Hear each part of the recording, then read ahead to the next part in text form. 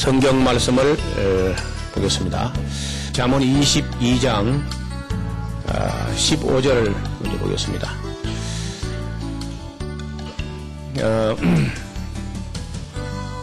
아이의 마음에는 미련하는 것이 얽혔으나 징계하는 채찍이 이를 멀리 쫓아내느니라. 하나님께서 우리에게 자녀를 맡길 때 그 자녀를 위해서 기도만 하면 잘 된다 이렇게 말하지 않고 교육을 명하고 또 징계를 지시하고 있습니다. 그런데 지금까지 우리 어릴 때까지만 해도 자녀들이 뭐 잘못하면은 집에서 체벌도 하고 징계도 하고 심지어 학교에서도 참 많이 맞았죠. 학교에서도 선생님들이 이렇게 아이를 때려가면서 이렇게 당연히 그렇게 때려서 기르고 또 옛날 유교식으로 하면은 서당에 가서 이게 이제 아이들 글 배울 때 보면은 뭐 종아리 맞는 거는 그건 기본이죠. 항상 맞아야 되는 걸로.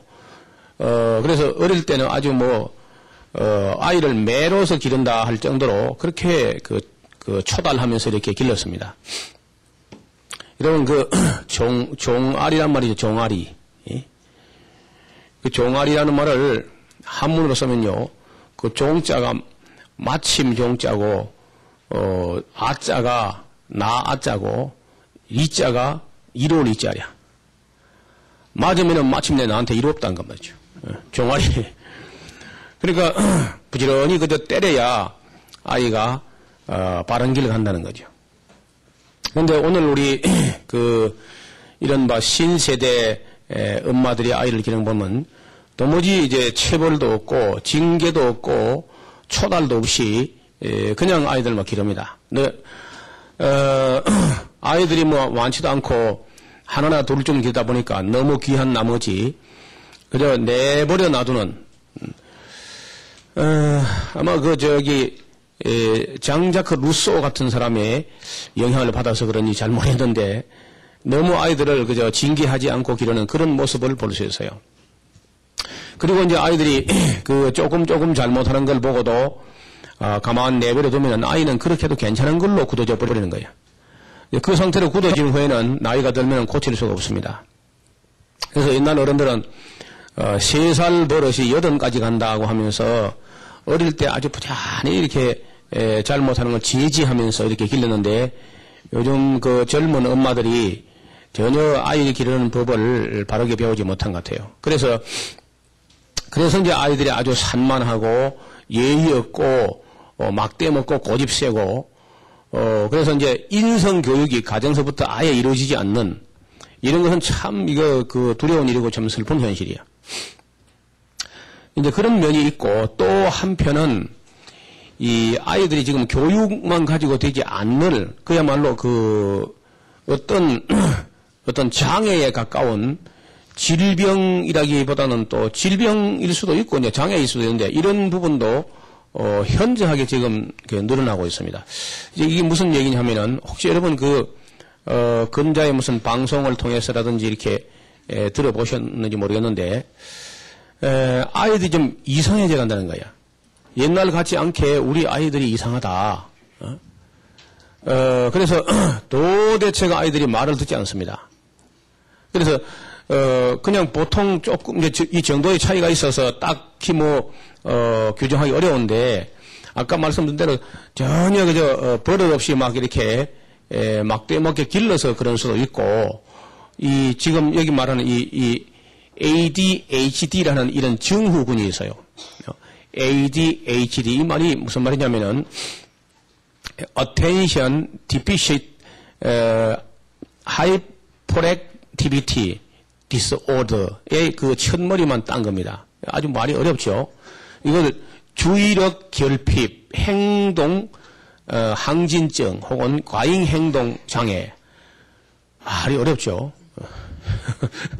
이 용어 설명마다 하루 종일 내야 될 것 같아요. 아이들이 그러니까 이 주의력이 떨어지고 주의력이 결핍되고 그리고 행동은 과잉 행동을 해요. 그래서 이것이 이제 아직까지 원인에 있어서는 명확하게 밝혀지지 않고 있는데, 이제 제가 이제 좀 소개를 하겠습니다. 이 아이들이 증후가 이런 증후가 나타나면은 우리도 이게 이상하다는 걸 느껴야 돼. 어른들하고 아이가 함께 이제 식사하는 그 식당 같은 데 가서 보면요. 아이들이 뭐 남들 사이고 뭐 다른 사람들 사이고 할 것 없이 막 남의 식탁 앞으로 뒤로 심지어 식탁 위로 막 날아다녀 아이들이. 이런 산만하고 과잉 행동을 하고 그리고 조용히 말해도 될 걸 과함을 냅다 지르고 계속 말하고 계속 이제 뭘 손을 꼼지락거리고 집중이 5분도 10분도 도저히 이룰 수 없는 그러니까 공부가 될 리가 없죠. 이런 경우는 이거는 이제 그냥 습관 정도가 아니고 장애입니다. 장애. 그 장애가 선천적으로 이렇게 했으면은 이게 ADHD를 하지 않습니다. 그거는 뭐 완전 그는 정신 장애로 이렇게 볼 수 있는데 아니고 어릴 때는 안 그런데 자라면서 이렇게 됐을 때는 이게 아마도 그 환경에 때문에 후천적으로 이런 장애가 생긴다고 보는 거죠. 자, 이런 경우는 원인이 뭐겠는가? 아직도 그 의사들도 정확한 제가 오늘까지도 그런 이런저런 리포트를 다 살펴보다 왔는데 정확한 진단을 못 내리는 것 같아요. 그래서 추측하기로는 그래 우리 뇌 속에 사람들의 기억을 하게 하고 또 생각을 명료하게 하고 하는 그런 어떤 호르몬이 나오거든 우리 뇌 속으로 뇌에 혹시 들어보시는 거 모르는데 병원에 계신 분들은 아마 잘 아실 텐데 도파민이라는 그런 호르몬이 있어요. 도파민.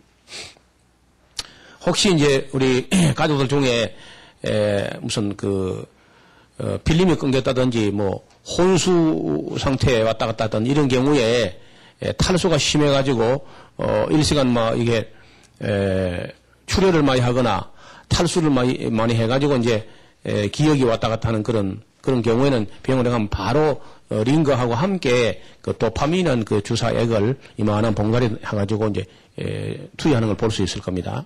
그 스웨덴의 웁살라에서 태어난 칼슨이라는 아르비드 칼슨이라는 사람이 이 도파민이라는 물질을 발견했는데 이걸 발견해가지고 한 노벨상 탔죠. 그래서 이런 것은 지금 밝혀진 그런 기전이죠. 어린 아이의 뇌 활동, 두뇌 활동 중에 도파민이라는 호르몬이 결핍되니까 그런 결과를 가져온다 하는 것은 이미 나왔기 때문에 소개를 했습니다. 환경 호르몬과도 관계가 있을 것이다 하는 것은 이제 제가 추측을 해보는 건데 왜냐하면 우리가 지금 환경이 너무 많이 오염되고 먹는 음식물들 그리고 이제 계속 짓고 또 지어야 되는 이 아파트라든지 아니면 대기 오염들이 너무 심각해가지고 물과 공기와 그리고 음식물들 이런 음식 첨가물들 이런 것들이 우리 아이들 몸속에 너무 많이 축적되기 때문에 충분히 그 환경 호르몬적인 요소도 하나의 그 역학관계가 있다고 볼 수 있어요. 지금 이제 한 20가지 정도의 아이들의 행동하는 모습을 소개하려고 하는데 첫째, 주의를 기울이는 데 어려움이 있어요. 뭐든지 집중이 안 되고 주의력이 산만하다 할 때는 이건 문제가 되는 거죠. 둘째, 세세한 부분에 뭐든지 부주의한 거야. 그래서 뭘 엎질러 버린다든지 뭘 깬다든지 뭘 떨어뜨린다든지 뭘 흘린다든지 이런 게 이제 세밀한 그 부분에 있어서 주의력이 영 떨어진다는 거예요. 세 번째, 무슨 행동이든 경솔하고 자꾸 실수를 저지른다. 이렇게 하면은 이제 문제가 있다는 거죠. 그 다음에, 뭘 공부를 하거나 책을 읽거나 하다가 한 페이지, 두 페이지를 못 읽고 그냥 집어 던지고 또 딴 걸 많이 던지 하면은 이게 문제가 있는 거야. 그 다음에 학용품을 자꾸 잊어버려. 뭘 사줬는데 또 잊어버리고 또 잊어버리고 또 사달라 그러고. 그 다음에 숙제를 해가야 된다는 걸 까먹고 안 해가. 그런 아이들이 있어요. 수업 중에도 뭐 이걸 해라 하고 이제 하면 그걸 하지 않고 계속 돌아다니고 남 하는 거 구경하고 해방하고, 이런 아이가 또 있어요. 그 다음에, 숙제를 하라고 하는데 하다가 끝까지 숙제를 완성시키지 못하고 중간에 그만 좀 해보다가 말고 이렇게 하면 이제 문제가 있다는 겁니다. 아이들이. 그 다음에 귀를 기울여서 듣는 게 안 돼. 남의 이야기를 조용히 듣고 있지는 못하고 자기가 더 먼저 떠들어버리고 이렇게 하면 문제가 있는 거예요. 무엇을 시켜도 깔끔하게 드러내는 그 지시에 따르지 않는 그런 모습을 본다든지 무심코 이런 말을 그냥 함부로 말을 한다든지 그리고 뭐 조금 어려우면 참지 못하고 조금 더 참지 못하고 이런 아이라든지 그리고 안절부절하지 못하고 몸을 계속 꼼지락거리고 가만히 있으라 해도 계속 뭘 만지고 옆에 사람들도 만지고 이런 아이는 문제가 있는 거죠. 그 다음에 자기 자리를 지키지 못하고 돌아다닌 거야. 그래서 예배 시간에도 이제 교회에 와서 자기 자리에 앉아있지 않고 예배 중에 자꾸 이제 이리저리 왔다 갔다 한다든지 이런 아이는 문제가 있다는 거예요. 그 다음에 아무개나 기어올라 그냥. 아무개나 막 지나치게 기어오르는 아이가 있어요. 아무개나. 너무 그저 사람만 보면 울어버리고 그런 것도 문제지만은 아무개나 막 기어오르고 누구 아무 목에도 가서 매달리고 이런 아이가 있어요. 이런 것도 역시 장애라는 겁니다. 그 다음에 끊임없이 활동하는 것처럼 보이는 생각을 하지 않는 거예요. 생각이 안 되고 몸만 계속 움직이는 끊임없이 활동하는 것처럼 보이는. 그 다음에 말을 너무 많이 하고 소리가 너무 크다는 거죠. 그리고 조용하게 노는 게 전혀 안 된다. 그 다음에 다른 사람들을 방해하고 아무나 끼어드는 거야. 어른들 하는데도 막 끼어들고 이렇게 한다든지. 그리고 남의 집에 한번 데려갔는데 이 아이가 아까 말씀드린 대로 온갖 전자제품 이런 걸 자꾸 이제 뭐 서식지를 만져보고 그리고 뭐 서랍 같은 걸 자꾸 이제 열어본다든지 남의 물건인데 그냥 말려도 계속 만져보려고 한다든지 아니면 생 고집을 부려가지고 그저 애를 먹인다든지 이런 어린 아이라도요 그러면 그건 장애입니다. 장애. 얘는 분명히 문제가 있는 거야. 괜찮은 게 아니고 어린 아이니까 늘상 뭐 그런 걸로 그리고 보면 안 되고 장애가 있다는 거예요. 그러니까 이러한 아이가 적절한 치료를 받지 않고 학교에 들어가면요 반드시 학업에 뒤처져 버리기 때문에 나중에 커서 괜찮아지지만은 기초가 안 돼가지고 남을 따라가지 못하게 되기 때문에 어려서부터 우리가 예방을 해야 되는데 그 예방 중에 하나가 어린 아이들에게는 음식들이 굉장히 중요합니다. 어릴 때에 음식을 이렇게 딱 그 음식 맛을 입맛을 길들일 수 있는 그런 때가 있어요. 예를 들어서 이유식 다시 말하면 저절을 떼고 이제 음식을 먹어야 되는 그럴 때 만 1살에서 2살 정도, 3살 정도 이럴 때는요. 뭐가 맛이 있는지 없는지 맛세포가 아직 발달 안 돼서 그런지 아이가 잘 몰라요. 그럴 때는요. 뭐 아스피린 같은 거라든지 뭐 쓴 약들도 주면요. 과자인 줄 알고 그냥 꾹꾹 씹어 먹어요. 그게 그렇게 이제 별로 조금 찡그릴 뿐이지 뭐 그냥 먹습니다. 그냥. 이럴 때가 이제 뭐 할 때냐면요. 음식 맛 길들이기 할 때야. 그때 무엇을 먹여서 길들이냐에 따라서 일생 입맛이 결정됩니다. 그래서 그 어릴 때 어린 아이 입맛 길들이지 안 하면 후에는 정말 어려워요. 자기 의지로 이건 몸에 해롭다 해도 그걸 알면서도 한번 길들여진 그 입맛을 잘 고치지 못해가지고 애를 먹는데 어린 시절에 그 입맛을 딱 바로 잡을 수 있는 그런 때가 있으니까 우리 신세대 젊은 엄마들은 잘 들으셨다가 나고 나서 이제 젖뗄 때 좀 되면은 2살, 3살 때 음식 먹을 때 반드시 부지런히 그런 채식, 곡식, 과일들 이런 걸 위주로 먹여서 길을 들이면은 그것이 평생 식습관이 됩니다. 그것이 이제 창조 원리에 맞는 그런 식사인데 이렇게 하지 않고 이제 막 오늘날 그 아이들에게 이 인스턴트 식품 다시 말하면 이 공장에서 대량 생산으로 아주 간편식으로 만들었던 어떤 음식들, 뭐 그 중에 이제 식품 첨가물이 많이 들어가 있는 그런 과자 종류들, 이런 종류를 좀 이제 아이들이 많이 먹게 된다, 계속 먹게 된다 하면은 이건 나중에 어려워져요. 아이들이 그 몸에 한번 이렇게 박혀 있으면 잘 끊지 못합니다. 아이들이 그 과자 습관 그런 것도. 그래서 색소가 많이 들어있는 뭐 알록달록한 그런 과자 종류 이런 것은 거의 다 유의하다고 봐야 됩니다. 여러분 식약청에서 고시한 그 기준치라는 거 거의 의미가 없습니다. 그래서 기준치라는 게 그럼 몇 번 먹었을 때 얼마만큼 쌓이는가 그런 거 보지 않고 그 함유량만 가지고 기준치 정하는데 그거는 한 번 먹으면 괜찮겠죠. 한 번 먹으면 그 기준치에. 근데 계속 먹어서 쌓이면 이거 문제가 달라지는 거예요. 많이 먹고 계속 먹어서 그것이 다 우리 몸에서 배설이 안 되고 쌓일 때는 이 기준치는 아무 의미가 없습니다. 그래서 어떻든 아이들을 제일 잘 기르는 방법은 그런 그 음식 종류는 입에 아예 대지 않게 아이들에게요 잘 가르치면은 교육이 됩니다. 그다음에 이제 제가 몇 년 전에 우리 어린이 교육 일 하다가 이런 어린이 교육할 어린이가 없어요 지금요.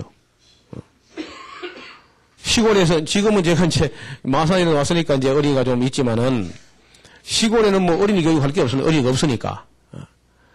그리고 어린이를 낳지도 않는 어린이를 가지고 교육하고 염려할 것도 없죠. 지금 아이들 안 나니까. 그래서 제가 몇 년 됐는데요. 어린이날에 성경적인 관점에서 좀 어린이 헌장을 새로 제가 만들었습니다. 첫째요. 어린이 헌장 첫째는요. 많이 태어나야 돼. 두 번째 어린이는요. 건전하게 태어나서 거룩하게 자라야 돼. 세 번째 어린이라도요. 반드시 거듭납니다. 그 다음에 어린 아이에게 부모 된 사람들은요. 영원한 아버지를 만나게 해줘야 돼요.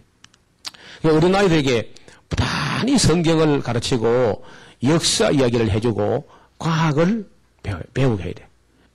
그 다음에 어린 아이를 재능과 지능과 예능 다 고루 겸손하게 해야 돼. 그 다음에 어린 아이에게 반드시 도덕과 예절과 절제를 배우게 해야 돼. 절제. 그 다음에 어린 아이가 누릴 수 있는 권리와 함께 반드시 책임과 의무도 어려서부터 배우게 책임도 있고 의무가 있다는 사실을 배우게 해야 돼. 아홉 번째, 어린이는 책임질 줄 아는 사람으로 길러야 됩니다. 무책임하게 기르면 안 돼요. 반드시 그 책임 의식을 가지고 자라게. 그 다음에 열 번째, 어린 아이도 믿음을 배우고 소망을 배우고 사랑을 배우게. 11번째, 어린이도 사명과 계명을. 사명은 무엇을 위하여 살 것인가? 계명은 어떻게 살 것인가? 그 다음에 12번째, 어린이들에게 분별력과 판단력. 그 다음에 결단력도 있어요. 결단력입니다. 그 다음에 어린아이는요, 일과 공부가 짐이 되게 해서는 안 돼요. 14번째, 어린이는 형제와 자매들 사이에서 자라게 해야 돼요. 15번째, 어린이의 생명과 인격과 개성은 존중돼야 돼요. 그 다음에 어린이는요, 풀과 나무와 오곡, 백과를 자라면서 자라게 해야 돼. 그 다음에 어린이는 강인한 체력과 건전한 정신과 거룩한 성품으로. 그러니까 영과 혼과 몸이, 그러니까 맨 처음에 강인한 체력은 육체, 건전한 정신은 혼, 거룩한 성품은 영적인. 그러니까 영과 혼과 몸을 다 생각하면서 어린아이 길러야 되겠다는 겁니다. 18번째, 어린 아이들에게 참 진리와 거짓, 진위를 분별하게, 그리고 선악을 분별할 수 있도록, 그리고 미추, 아름답고 추한 것을 배울 수 있도록 이렇게 해야만 되겠습니다. 그 다음에 19번째, 어린이에게 바른 가치관을 길러줄 필요가 있습니다. 20번째, 어린이에게 필요한 것은 공급되어야 한다는 겁니다. 필요한 것. 그리고 21번째, 어린이는 위험에서 보호되어야 돼요. 우선적으로 어린이가 보호되게. 22번째, 어린이는 잘못할 때 성실히 초달하고 징계해야 된다. 어린이가 과잉 보호된다는 건 문제죠. 그 다음에 어린이는 모든 유해 환경으로부터 보호받아야 된다. 그 다음에 어린이는 가정과 교회와 민족의 희망이다. 마지막으로 26번째, 어린이는 하나님의 선물이고 계획이 그 안에 들어있습니다. 하나님께서 우리 준 선물이고 복이기도 하지만은 그 안에 하나님의 계획이라는 게 어린 아이 속에 들어있는 거예요. 그래서 우리가 정말 소중히 길러야 되겠고, 또 건강하게, 그리고 아름답게, 착하게, 성실하게 길러야만 우리 민족, 우리 교회에 미래가 있을 줄로 믿습니다. 그래서 우리 그리스도인들이 자녀들을 교육하고 또 교육에서 아이들을 가르칠 때 하나님이 우리 아버지시다. 하나님 우리 아버지는 아주 인격적으로 알게 하고 믿게 하고 또 사랑하게 이렇게 이제 지도해야 돼요. 두 번째, 예수님을 알아야 돼요. 예수님을. 하나님 아버지도 알아야 되고 예수님도 알아야 되는데, 이거 교회학교 수업도 참 교회학교에서 이상하게 기도도 꼭 예수님 보고 해요. 사랑하는 예수님하고 하나님 아버지 온데간데 없고, 아버지 없는 아들 예수님만 가르치는 거야. 그건 잘못하는 겁니다.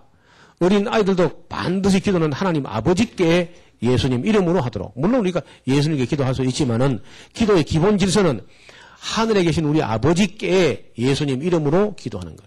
그 다음에 성령님을 믿고 의지하도록 그 늘 영적인 생각으로 영감으로 깨어있도록 아이들을 그렇게 지도해요. 청소년 마찬가지. 그 다음에 성경적인 세계관. 천지창조부터 시작해가지고 인류에서 종말까지를 성경적인 세계관, 역사관, 가치관이 정립될 수 있도록 부단히 교사부터 관심을 가지고 믿음과 소망과 사랑을 끊임없이 길러주는 것. 믿음을 갖게, 그리고 소망을 가지고 사랑을 배우게. 여러분, 어린 아이들을 우리가 사랑해 주는 것도 해야 되지만요. 어린 아이가 교사를 사랑하는 것도 배워야 돼. 제가 전에 요즘 제가 좀 간섭을 덜 하는 편인데 전에 제가 개척교회를 많이 하고 할 때는 가서 개척지에 갈 때 절대 교사가 어린 아이들에게 과자 봉다리 가져가지고 과자 나눠주고 그래 하지 말라고. 그럼 과자 나눠주면요, 아이들이 선생님은 우리에게 사랑을 베풀어 주는구나 이렇게 된 게 아니고 얻어먹는 걸 배워버려요. 얻어먹는 걸. 그것도 얻어먹어도 손에 들고 다니면서 길거리에 걸어가면서 먹게 하면 절대로 못하게 합니다. 우리 교회 학교에서도요. 우리 교회도 마찬가지인데 제가 미처 못했지만 기억났으니까 말씀드리는데 어린 아이들에게 줄을 세워놓고 받아먹게 하면 안 돼. 그럼 우리 하나님의 아들들을 거지로 만드는 거예요. 일절 줄 세워놓고 얻어 들고 다니면서 먹게 하면 안 돼. 그럼 까자 껍데기 막 내버리는 기본이고 거지 근성을 길리는 거예요. 만약에 교회에서 무슨 아이들에게 뭘 먹이고 이렇게 먹게 하려면은 반드시 상을 차리게 합니다. 상을 차리고 인격적으로 상에 초대되게. 1년에 한 번에도 그렇게 해야 돼요. 그냥 까자나 이 빵 봉다리 이렇게 해서 얻어가지고 선생님이 얻어가지고 먹고 다니는 그런 거지같이 만들면 안 된다는 거예요. 품위가 없이. 꼭 상을 차려서 정중하게 초대하고 이렇게 했는데 이게 굉장히 중요합니다. 그래서 믿음과 소망과 사랑을 배우는데, 근데 개척교회에서 아이들이요, 꼭 교회에 올 때 알밤을 몇 개 가져온다든지 가져와요. 그래서 선생님께 드리는. 그러니까 대접 사랑 받는 것도 하지만요, 선생님을 사랑하는 것도 아이들도 배우게. 그 교회는 지금도 살아 있습니다. 그렇게 한 교회는요. 선생님을 섬길 수 있는 학생들, 선생님이 얻어먹기만 하는 학생들이 아니라 선생님을 섬길 수 있는 학생들을 가르치는 거예요. 하나님을 섬길 수 있도록. 그 다음에 역시 이제 성경과 역사, 과학은 항상 기본이고요. 윤리와 예절을 꼭 배우고 지능, 체능, 예능 다시 복습하면 이런 것을 길러주는 것이 중요한 교육이에요. 그리고 필요한 영양을 항상 공급하여 균형 잡히게 성장에 필요한 거 꼭 필요합니다. 우리 엄마들 중에 우유를 너무 많이 먹어버리면요, 애가 대책 없이 커버립니다. 그리고 빨리 커버리고 이렇게 속이 텅 빈채로 커버려요. 그래서 요즘 우유를 너무 많이 먹이면 아이가 겉으로는 많이 큰데 내장이 따라 크지 못해가지고 생몸살하는 사람이 있어요. 우유를 지나치게 많이 먹어가지고. 그래서 우유를 조금씩은 필요하고 모유가 너무 모자라든 하면 조금 필요하지만은 전에 15살로 이야기했는데 지금은요, 12살 넘으면 우유 안 먹는 게 좋습니다. 그보다 더 빨리 채소를 많이 먹을 수 있으면은 채소 속에 있는 칼슘이 훨씬 더 좋기 때문에 채소를 많이 먹었으면 아예 우유 안 먹는 게 더 좋은데 만약에 필요하다면 그저 12살 미만 때 우유를 조금 먹이면은 뭐 키가 조금 큰다든 이런 건 있습니다. 뼈가 좀 튼튼해. 근데 그걸 계속 먹어가지고 좋을 게 없습니다. 소도 다 크면 우유 안 먹어요. 소도. 그러니까 채소, 곡식, 과일 속에 있는 칼슘이 훨씬 더 좋은 칼슘이니까 이런 걸 이제 많이 먹도록 균형 잡힌 그런 영양 공급이 하고 적당한 노동을 하게. 아이들요, 노동이 아까 말씀드린 일이 막 짐이 되게 해서는 안 되지만은 집에서 뭔가 엄마, 아빠의 일을 거들어서 일하는 거, 노동을 하게 하는 거 중요해요. 뭐든지. 하다못해 청소라든지 뭐 창문 닦든지 이런 것도 엄마가 다 해보려고 하지 말고 아이들 동참을 시키는 거. 일을 해봐야 돼, 일을. 운동만 한 게 아니라 의미 없는 운동이 그 운동이고 의미를 담아서 가치가 있으면 노동이 되는데 노동을 해보도록. 그래서 노동을 하고 용돈을 얻도록 이런 건 아주 중요한 거예요. 정한 음식을 통해서 환경을 통해서 피를 맑게 하는 게 이러면 항상 기본입니다. 항상. 자연과 가까이 해서 강한 면역력을 갖도록. 어린 아이들일수록 자연과 가까이 해야만 면역이 길러집니다. 육체가 이 근육이라든지 무슨 이런 허구대만 커서 되는 것이 아니라 그 속에 저항력, 면역력이 막강해야 어떤 질병을 이길 수 있는 거죠. 그 다음에 때로는 그건 너무 짐이 안 될 정도 해서 꽤 힘든 일도 해봐야 돼요. 그래서 그렇게 꽤 힘든 일을 해봐야 이 심폐 기능이 육성되는 거예요. 아이들 너무 과잉보호해가지고 힘드는 무슨 등산도 안 하고 힘드는 일도 안 하고 하면요. 그 심장도 약해지고 폐도 약해지고 그러니까 좀 이렇게 마음껏 뛰고 놀 수도 있기도 하지만은 힘든 일을 해서 심폐 기능이 강화되게끔 강한 아이로 길러집니다. 그 다음에 순발력도 길러줘야 되고 지구력도 참을성도 충분한 휴식 마음껏 아이들도 놀 수 있게 가끔은 이렇게 공부에 찌들린 아이들 좀 놀게 하고 특히 우리 교회 학교에서 여름 수련회 같은 거 하거든요. 학교 공부에서 그렇게 시달리고 찌들린 아이들을 또 교회가 또 움켜잡아가지고 모처럼 산으로 들러나갔는데 그거 가서 또 계속 수련해가지고 막 평소에 못한 거 그때 가서 어떻게 막 아이 잡아보겠다. 그런 발상은 그 어리석고 미련한 거예요. 제가 화장실에 있는데 아이 옆방에서 옆에 칸에서 들었어. 야, 전사님 우리를 잡으려고 나왔다. 아유, 그 얘기 듣는데요. 용참 아찔하더라고. 전사님 우리를 이번 처음에 잡으려고 나왔다는 거예요. 아이들이 눈치가 있어 다 알고 있어요. 그게 잡힙니까 잘 그리 가지고. 그래서 저는 평소에 교회 왔을 때 성경 공부를 상당히 열심히 합니다. 열심히 시키고 아주 심도 있게 강도 높은 교육을 하고 여름에 방학 때 2박 3일, 3박 4일 그럴 때 만약에 산으로 들러 자연에 가까이 이렇게 수련회 가면은요. 저녁 시간 서늘할 때 한두 시간 꼭 할 말만 하고 나머지 낮 동안에는 막 계속 놀게 해가지고 민망할 정도로 막 아이들 미안해할 정도로 놀게 올라오면 물에 집어넣고 올라오면 밀어넣고 막 파격적으로 그렇게 해주니까 그러니까 그 아이들이 저를 다 좋아하는 거야. 야, 우리 목사님 멋쟁이라는 거죠. 너무너무 놀게 해주니까. 근데 저녁 시간에 서늘할 때, 그래, 실컷 놀게 해주기 때문에, 자, 이제 공부하자 그러면요. 줄을 그렇게 다가오죠. 예수님께서도 그 제자들 3년에 가르치다가, 저 가이사라 빌립보에 가서, 그래도 한 며칠간 좀 아마 푹 쉬고 그런 여유가 있는 거죠. 그래서 세계 모든 종교 중에 쉼을 주시는 종교가 휴식을 계명으로 규정한 종교가 우리 기독교밖에 없다는 거예요. 이 성경에 있는 우리 하나님밖에 휴식을, 쉼을, 이 안식을 계명으로 지정한 그런 종교가 세상에 어디 있습니까? 그래서 제가 볼 때, 자, 우리 하나님은 멋쟁이라는 거예요. 우리 하나님 멋쟁인데 우리 목사가 좀 멋쟁이 돼야죠. 자, 그 다음에 그 정신적인 면은 어렵습니다. 첫째는 분석하고 분별하고 판단할 수 있도록 결단과 의지를 길러주고 감정의 표현도 원만하게, 그러니까 감정 표현을 할 수 있도록 인내심과 협동심도 길러줘야 되고요. 도전정신과 함께 절제도 배우고. 그 다음에 지도자가 되려고 하면요. 감화력, 포용력, 지휘 통솔력 이런 것도 부단히 그저 훈련되게끔 이런 관심을 가지고 자라나게 해야 되겠고 마지막으로 중요한 것은 그 위기 대처 능력도 있어야 돼요. 아이가.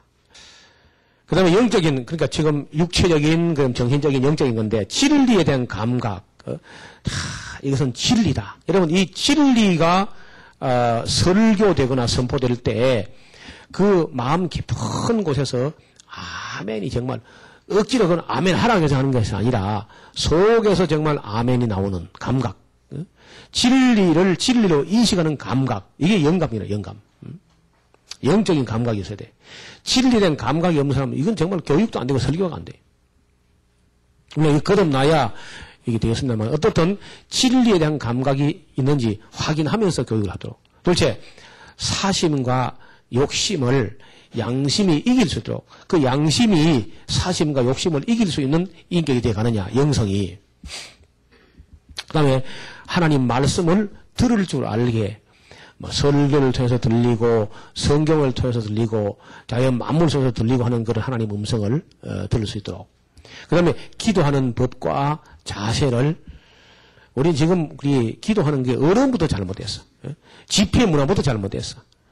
그냥 입만 열면 그냥 주여 삼창하고 그 내용이 전부 기복적인 것들이고 이런 기도 훈련도 아주 필요하고요. 그 다음에 성경을 통해서 스스로 하나님의 뜻을 찾아가는 거. 아이가 억지로가 아니라 성경을 스스로 읽을 수 있는 마음이 나게끔 하는 거. 그 다음에 아이들 때부터 전도해야 돼. 아이들 때부터. 여러분 어릴 때 전도 안 하면 커서도 못합니다. 어릴 때부터 부단히 전도해야 돼. 제가 알고 있는 우리 전도사님 딸이 있는데 그 따님은요. 그 믿은 지 얼마 안 돼서 그렇게 전도를 해요. 전도는 학교 오며 가는 길에 항상 전도하는 것이고 학교 가서도 아이들이 만나 대화하는 건 모든 목적이 전도하는 거야. 그러면서 파란 불이 딱 들어오니까 건너가자 하니까 그 건너기 중요한 게 아니고 내 영혼이 어디로 건너갔냐 그게 중요하다. 초등학생이. 그 다음에 찬양이 계속 지속되게 그 영혼이 항상 하나님을 우러러 찬양하게, 노래하게, 그리고 믿음의 덕을, 덕의 지식의 절제, 인내의 경건의 형제 우애를, 그 위에 또 사랑을 배워서 마침내 하나님을 배우게 하는 것. 다시 말해서 이제 아이가 잘못할 때는 초달도 하고, 징계도 하고, 징벌도 하면서 그렇게 해야 됩니다. 그리고 성경에 보면요, 내 아들아, 여호와의 징계를 경히 여기지 말라. 그 꾸지람을 싫어하지 말라. 대저 여호와께서 사랑하시는 자를 징계하시기를 마치 아비가 그 기뻐하는 아들을 짐경같이 한다. 이렇게 성경은 가르치고 있습니다. 자녀들을 끊임없이 훈계하고 채찍으로 잠언 23장 13절 보면요. 아이를 훈계하지 아니치 말라. 말이 좀 어렵죠. 채찍으로 때릴지라도 죽지 아니하리라. 여러분 아이들 이렇게 종아리 때려가지고 종아리나 이게 볼기짝이로 때려서 죽지 않습니다. 때려서 초달하면서 길러야 돼. 여러분 이 때려서 초달하는 거는 부모가 해야지 학교 선생님이 하면 그건 불행이야. 요즘 하기도 어렵고 학교 선생님 이제 어려워요. 옛날에는 했는데 지금은 선생님들 때리기 어려우니까 부모님들 미리 때려야 돼요. 미리 집에서 축을 맞으면요 학교 가서 안 맞습니다. 그래서 잠언 29장 17절 보면은 네 자식을 징계하라. 그리하면 그가 너를 평안하게 하겠고 네 마음에 기쁨을 주리라. 부단히 징계해야 돼. 근데 체벌은 어려서만 가능하고 또 집에서 가능하고 초등학교 1, 2학년 정도까지만 가능할 겁니다. 집에서라도 그 이상 되면 이제 말로 해야지 때려서는 안 돼. 초등학교 1, 2학년 정도까지는 이제 잘못할 때 이렇게 손바닥이나 뭐 엉덩이를 때릴 수 있는데 집에서도 나이가 그 이상 되면 때리지 못할 겁니다. 미리 어려서부터 하면은 그것까지 안 가요. 그것까지 안 가서 때릴 일이 없게 될 겁니다. 그래서 체벌은 다시 말씀드리면 가정에서 우선적으로 이루어져야 하고, 가정에서 체벌되지, 징계되지 않는 아이를 학교에서 교사가 하는 건 어렵다고 봅니다. 작은 죄와 허물이라도 아이가 잘못할 때는 간과해서는 안 됩니다. 큰 잘못은요, 자기도 압니다, 잘못된 걸. 큰 잘못은 뭐 따로 별로 안 나무래도 그 사건 자체가 그 사람을 징계하기 때문에 오히려 큰 잘못일 때는 위로가 필요해요. 괜찮다, 앞으로 그러지 말아라. 아빠도 엄마도 옛날에 그런 적이 있었단다 하고 위로가 필요한데, 제일 위험한 게 조금 잘못되는 거. 그건 자기도 모르고 남도 잘 몰라요.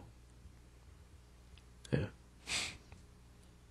그래서 아이가 자라면 고쳐질 것이다는 생각은 굉장히 위험한 발상입니다. 잘 안 돼요, 그는요. 굳어버리면 어렵다는 거예요. 그리고 우리 설교하는 사람이나 훈계하는 사람은 마땅히 말을 짧게 해야 돼요. 우리 어머니, 아버지들이 말할 때 아이를 얹어놓고 한자달 내야단 치면 안 됩니다. 그러면 아이를 노엽게 하는 거예요. 지나친 간섭이나 과잉 훈계는요, 반발을 초래할 수가 있고, 범죄했거나 실수했다 할지라도 여전히 인격적으로 믿어주고 저를 째려는 훈계라도 짧게 말해야 돼요. 짧게. 길게, 너무 길게 하면 그만 옳은 소리가 잔소리가 돼버려요. 그리고 너무 자주 말한다든지 너무 길게 말하는지 하면은 어린아이 노엽게 한다는 겁니다. 그래서 성경에 보면요, 출애굽기 23장 21절에 너희는 삼가 그 목소리를 청정하고 그들을 노엽게 하지 말라. 이건 하나님을 노엽게 하지 말고, 또 두 번째는요, 아비들아 너희 자녀를 노엽게 하지 말고, 사람이 까다로우면 하나님을 노엽게 하는 수도 있고 또 자녀를 노엽게 하는 수가 있어요. 우리가 어른이 잘못되면. 그래서 아비들 너희 자녀를 노엽게 하지 말고 오직 주의 교양과 훈계로 양육하라. 이미 다 커버린 사람을 너무 길게, 너무 자주 계속 말하고 하면은 아이들이 반발할 수 있다는 거예요.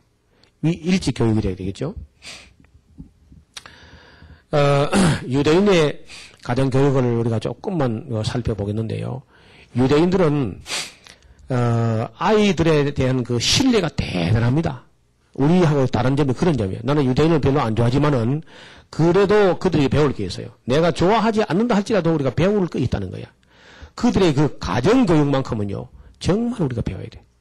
그 교육은, 유대인 교육은 거의 가정에서 이루어지는데, 특히 어머니로부터 교육을 받습니다. 그래서 유대인을 누가 만드냐? 하나님하고 어머니가 만드는 거예요. 하나님과 어머니가 유대인이 만드는 거예요. 정말. 그렇게 어머니가 중요하다는 거예요. 어머니는 아이를 일단 많이 낳아야 되겠고, 많이 낳은 후에는 사회에 나가거나 하면 안 되고, 그걸 잘 가르치는데, 그 인성교육 기본은 어머니가 다 가르치는 겁니다. 여러분 뭐 잘 아시죠? 아인슈타인이 학교에서는 아주 문제아 중에 문제하고, 일도 제대로 못하고 말도 잘 못하는 열등아였다 그래요. 초등학교에 입학한 다음 학교 성적이 좋지 못하고 비사교적이어서 반에서는 전혀 이름도 존재도 없는 그런 사람이 아인슈타인이에요. 그 아인슈타인의 학교 학생부 기록부에 보니까 무엇을 하건 가능성이 희박하다. 이 사람은 아마 이 한마디를 자기는 그저 쉽게 썼을지 몰라도 아인슈타인이 위대한 사람이 된 후에는 이 사람이 뭐라고 했을까요? 그러나 아인슈타인의 부모는 그러한 아이를, 학교 선생님은 무엇을 하든지 가능성이 희박하다. 이런 학생을 그 어머니 아버지는 결국은 과학자로 만들어낸 거예요. 그러니까 역시 부모님들이 얼마나 중요하냐. 물론 훌륭한 교사를 만나면 참 좋겠습니다만은 교사 이전에 교사가 바로 어머니라는 거예요. 어머니.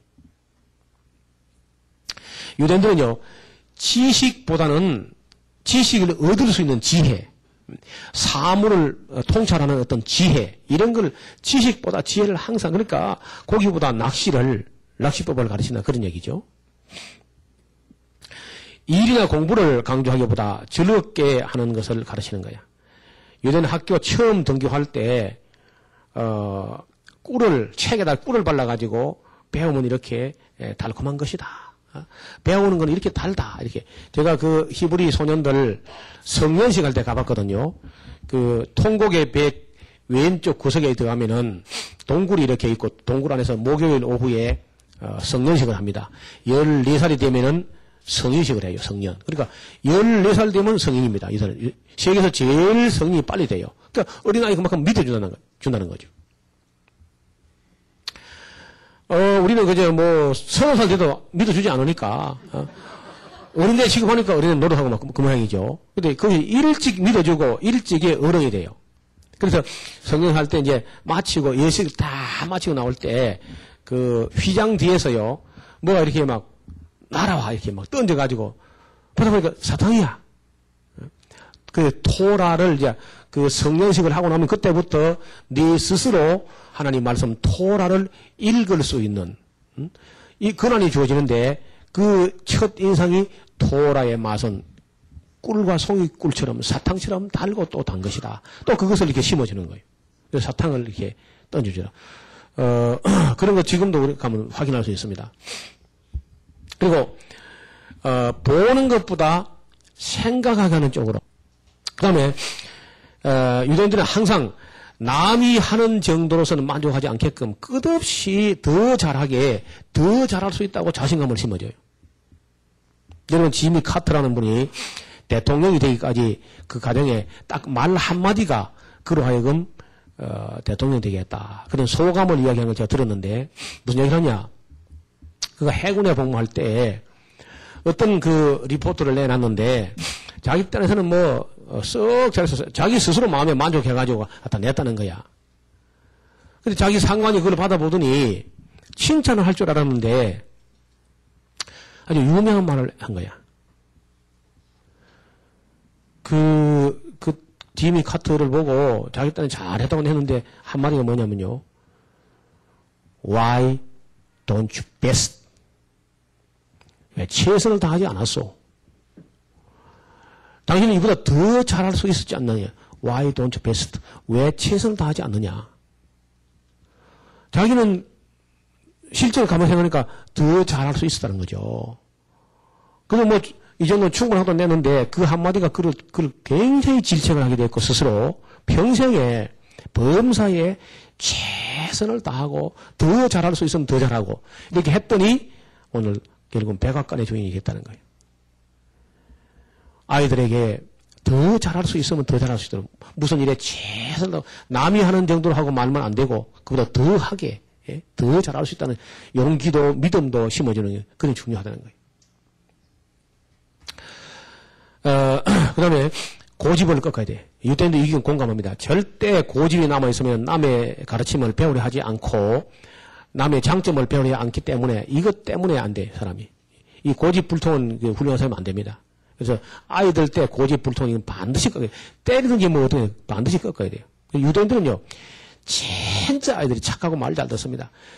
그 초등학교 5학년 돼도 유대인이 회당에서 예배하는 거 보면요. 얼마나 잘 따라 하는지, 뭐, 알고 또 알고, 외우고 또 알고, 막, 어려워 알던 것도 끊임없이 반복하고 하는데, 그걸 다 복창하고 따라 하는데, 거의 놀랄 정도로. 우리가 볼 때 좀 지나치다 싶을 정도로 아이들이 잘 따라하고, 복창하고, 그렇게, 어떤 고집이 자기 인생을 망치지 않도록 이렇게 교육을 합니다. 유대인들이. 그 다음에 자녀를 오른손으로 때렸을 때 왼손으로 끼얹는 거, 정을 주는 거, 구박하기보다는 짧게 벌을 주든지 책임을 주어서 어떤 의지를 키우는 거. 역시 그 신앙, 하나님을 바라보는 신앙심을 가지고 자기 조절과 힘과 자기 추진의 힘을 길러주는 거, 이런 거 아주 중요한 것입니다. 그리고 가장 중요한 것은요, 말과 글을 딱 배우기 시작하면 레위기부터 가르칩니다. 말과 글을 배우기 시작할 때 레위기부터 가르쳐요. 지금 현재도 그렇습니다. 정통파 히브리인들은 레위기부터 배웁니다. 토라의 아들, 미시나의 아들, 하나님 말씀의 아들로 성장하게 합니다. 14살이 되면은 성년식을 하고 딱 인격으로 어른같이 대화합니다. 책임도 똑같습니다. 율법적 의무가 14살 되면 완전 어른으로 취급해요. 그래서 제가 그 전에 섬기던 교회에서는 항상 5, 6학년 되는 해에 성탄절 지나고 나면요, 그 다음 주일날 어른 예배로 올라와요. 중고등부 예배를 따로 하지 못하게 해요. 중고등부는 어른 예배 같이 참여하게 해요. 그래서 6학년 되는 해에 성탄절 다음 주일 낮 예배 때, 그럼 대개 이제 12월 말이거나 1월 첫 주가 되겠죠. 그때는 어른 예배 딱 올라오는데 어른 예배 제일 앞자리에 딱 비워놓습니다. 아이들 올라오는 숫자를 딱 챙겨서 그만큼 비워서 그 자리에 와서 이제 그때부터 어른 예배에 참여하게. 우리는 따로 성년식을 하지 않고 어른 예배에 와서 어른 예배 참여한 그게 성년이야. 그러면 그대로 다 읽으면 됩니다. 전부 다. 그대로 커가지고. 중고등부를 따로 예배하면요. 맨날 저는 어린아이야, 그냥. 근데 여기 지금 우리 샤론교는 그렇지 않고 그냥 아예 처음부터 유치부, 유년부, 소년부, 아동부 전부 다 함께 주일 날 예배 드리고 공부는 따로 하더라도 어른 예배까지 참여하는 거죠. 그리고 감성이라는 것은 항상 어머니부터, 그리고 지성은 아버지로부터, 그리고 의문과 의문과 질문이 있을 때 교사 랍비에게 질문합니다. 의학은 가정에서부터 시작하는 거야. 가정에서부터. 그리고 어려서부터 항상 유대인들 정통파 히브리는요, 보이지 않는 세계와 씨름하게 해요. 희생을 하는 것이 아니고 보이지 않는 하나님, 보이지 않는 천사, 보이지 않는 영절, 보이지 않는 귀신들 세계, 보이지 않는 세계. 이러면 물질의 세계도 우리 공기가 안 보이지 않습니까? 전기, 전파, 이 전자가 안 보이지 않습니까? 그 보이지 않는 세계에 끊임없이 실험하기 때문에 보는 세계는 장난이야. 보이지 않는 세계를 가지고 끊임없이 실험하는 민족이기 때문에 보이는 세계는 그야말로 식은 죽먹기죠. 그래서 우리 이런 면들은 적어도 유대인들에게 배울 것이 있다고 생각합니다. 우리가 우리 자녀를 기를 때 저는 그래요. 앞으로 아무리 봐도 이 세상을 지배하는 사람들은 유대인이다, 유대인. 기독교인이 아니고, 아쉽게도. 앞으로 미래에 이 세상을 제지할 사람은 유대인들이야. 기독교인이었으면 좋겠는데 그렇지 못하고, 안타깝게도 유대인들이 지배할 텐데, 그래서 우리가 정말 기독교 교육을, 유대인 교육을 넘어서는 교육을 하지 않으면은 기독교 희망이 없다는 거예요. 반면에 우리가 유대인들이 잘하는 걸 우리가 정말 우리 고집이나 자존심 다 내려놓고 유대인들이 잘하고 있으면 우리가 배워야 돼요. 배워서 그걸 능가하지 않으면은 세상의 주역을 감당하지 못한다는 거죠. 우리 여기 참여한 모든 분들, 또 이 방송을 보는 모든 분들이 자녀를 기를 때 정말 그 영과 혼과 몸을 바르게 길러서 또 하나님 인격적으로 만나게 해서 하나님 쓸만한 이 다음 세대를 책임질 수 있는 인물들을 길러내는 가정과 교회 될 수 있기를 주님 이름으로 축원합니다.